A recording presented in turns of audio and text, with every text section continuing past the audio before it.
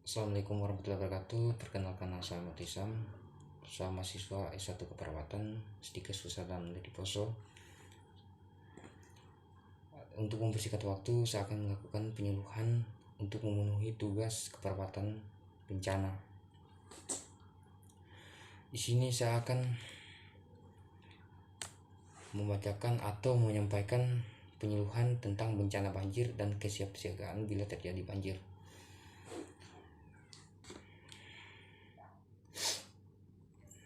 Materi yang saya sampaikan pada saat ini adalah apa itu banjir, faktor penyebab banjir, kesiapsiagaan yang harus dilakukan bila terjadi banjir, upaya penanggulangan bencana banjir, isyarat kentongan, dan bel tanda banjir. Materi penyuluhan tentang bencana banjir. Definisi: banjir adalah peristiwa yang terjadi ketika air aliran yang berlebihan merendam daratan. Kemudian penyebab banjir itu ada penebangan hutan liar, kemudian membuang sampah sembarangan, pemukiman di bantaran sungai dan aliran air, dataran rendah, curah hujan yang tinggi, drainase yang sudah diubah tanpa memperhatikan AMDAL, bendungan yang jebol, salah sistem keluar tata ruang, kemudian tsunami dan tanah yang sudah tidak dapat menyerap air. Di sini terdapat klasifikasi, terdapat berbagai macam banjir yang disebabkan oleh beberapa hal, diantaranya itu banjir air. Banjir yang satu ini adalah banjir yang sudah umum. Penyebab banjir ini adalah meluapnya air sungai, danau, atau selokan sehingga air dapat meluber lalu mengendangkan daratan. Kemudian banjir Cilenong. Jenis banjir ini satu ini hampir sama dengan banjir air, namun banjir Cilenong disebabkan oleh hujan yang sangat deras. Kemudian banjir bandang. Tidak hanya dengan materi air, tetapi banjir yang satu ini juga mengangkut material air berupa lumpur. Banjir seperti ini jelas lebih berbahaya daripada banjir air, karena seorang tidak akan mampu berenang di tengah-tengah banjir seperti ini untuk menyelamatkan diri.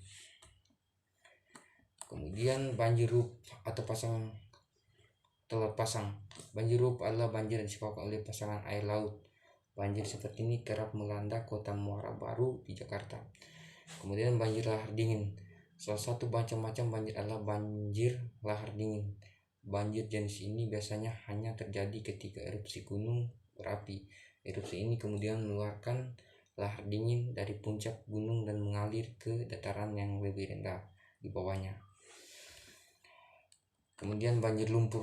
Banjir lumpur ini biasa kita identik dengan peristiwa lumpur Lapindo di daerah Sidoarjo. Banjir ini mirip dengan banjir bandang, tapi lebih disebabkan oleh keluarnya lumpur dari dalam bumi dan mengenangi daratan. Adapun dampak yang ditimbulkan oleh banjir tersebut adalah primer, yaitu di mana kerusakan fisik mampu merusak berbagai jenis struktur termasuk jembatan, mobil, bangunan, sistem selokan bawah tanah, jalan raya, dan kanal. Sekunder, persediaan air, ada penyakit, ada pertanian dan persediaan makanan, pepohonan, transportasi. Dampak tersier jangka panjang itu bisa disebabkan oleh ekonomi, kesulitan ekonomi karena kerusakan pemukiman terjadi akibat banjir. Dalam sektor pariwisata, menurunnya minat wisatawan, pembangunan kembali, kelangkaan makanan yang mendorong kenaikan harga dan lain-lain. Di sini kita memasuki penanggulangan banjir. Mencegah dan menanggulangi banjir ini tidak dapat dilakukan oleh pemerintah dan kita seorang saja.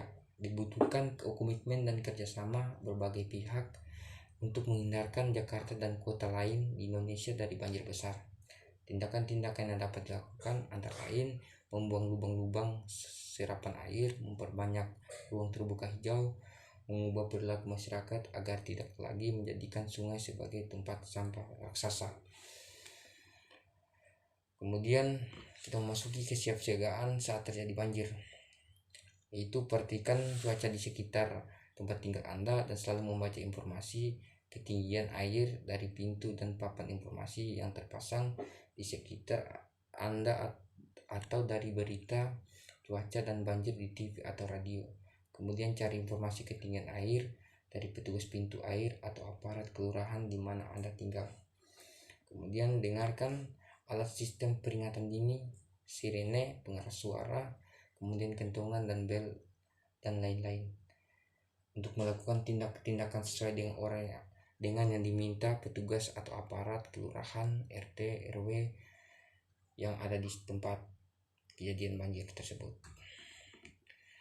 Adapun kegiatan yang dilakukan sebelum banjir itu disiagakan diri dari keluarga Anda sebelum banjir tiba. Ketika tanda-tanda banjir akan muncul, beritahu seluruh anggota keluarga Anda. Pindahkan barang berharga dan persediaan makanan ke tempat yang lebih tinggi. Laporkan kepada regu penyelamat jika ada yang berkebutuhan khusus seperti ibu hamil, lanjut usia, anak-anak, dan lingkungan Anda. Kemudian simpan dokumen penting KTP, ijazah, surat tanah, dan lain-lain dalam bungkus kedap air dan disimpan di tempat tinggi. Kemudian siapkan perlengkapan darurat dalam tempat yang mudah dijangkau dan bawa. Pastikan HP atau alamat komunikasi yang lain dengan baterai yang terisi penuh dan dibutuhkan di saat yang sangat dibutuhkan untuk menggunakan HP. Kemudian dapatkan informasi balai pengobatan di sekitar rumah Anda yang masih buka dan siap melayani bila dibutuhkan. Kemudian tentukan tugas yang harus dilakukan anggota keluarga saat banjir. Adapun kegiatan yang dilakukan saat banjir yaitu mematikan semua aliran listrik dan air. Jika Anda tidak bisa berenang, jangan mencoba berjalan melewati genangan air setinggi 90 cm dengan arus kencang dapat membuat Anda jatuh. Kemudian jangan memaksakan diri menggunakan mobil bila permukaan air cukup tinggi dan arus deras. Kemudian cari pertolongan regu penyelamat bila Anda berada dalam situasi di atas. Saat evakuasi harus dilakukan, ikuti perintah dan radio speaker atau tanda sirene dan lingkungan Anda. Jika Anda memiliki keahlian khusus yang dapat digunakan berenang SAR P3K, informasikan ke Satlimas atau kelurahan sedini mungkin. Dalam proses evakuasi didahulukan anak-anak, orang berkebutuhan khusus seperti ibu hamil dan orang-orang lanjut usia. Ikuti jalur aman atau yang telah ditentukan menuju ke tempat evakuasi. Minum air yang sudah dimasak dan berbiasakan mencuci tangan sebelum dan sesudah aktivitas untuk mencegah masuknya kuman dan penyakit. Setelah tiba di tempat evakuasi, tetap tenang dan menunggu instruksi lebih lanjut dari petugas. Kemudian jangan kembali ke rumah Anda sebelum petugas menyatakan daerah tempat tinggal Anda aman. Setelah banjir, pastikan rumah Anda sudah tidak tergenang air lagi. Kemudian pastikan tidak ada binatang yang berbahaya dan dapat menularkan penyakit seperti tikus, hewan lainnya. Kemudian bersihkan rumah dan isinya dengan obat pembersih. Kemudian periksa dan pastikan semua instalasi listrik dalam keadaan aman dan tidak ada yang basah atau terendam air. Kemudian buanglah barang yang rusak karena dapat menimbulkan penyakit yang membahayakan. Kemudian jika kondisi menurun, periksalah diri Anda ke balai pengobatan terdekat. Mengenal dan mencegah bahaya penyakit yang terjadi pada saat kejadian bencana banjir, yaitu diare. Diare dapat disebabkan oleh kuman terbawa air pada saat banjir. Kemudian demam berdarah dan malaria. Banjir adalah kondisi yang ideal bagi perkembangbiakan nyamuk adalah pembawa bibit penyakit seperti demam berdarah dan malaria. Kemudian leptospirosis. Leptospirosis adalah penyakit manusia dan hewan yang disebabkan kuman Leptospira yang ditemukan dalam air seni dan sel-sel hewan yang terkena. Contoh hewan yang dapat membawa kuman Leptospira adalah tikus. Kemudian inspeksi saluran pernapasan atas, ISPA atau inspeksi saluran pernapasan sering terjadi pada waktu banjir karena kondisi tubuh yang cenderung menurun,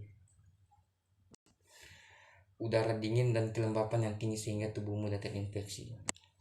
Oke, terima kasih atas kerjasamanya dalam melakukan kesempatan untuk melakukan penyuluhan tentang bahaya bencana banjir dan lakukan kesiapsiagaan banjir. Terima kasih, selamat malam, assalamualaikum warahmatullahi wabarakatuh.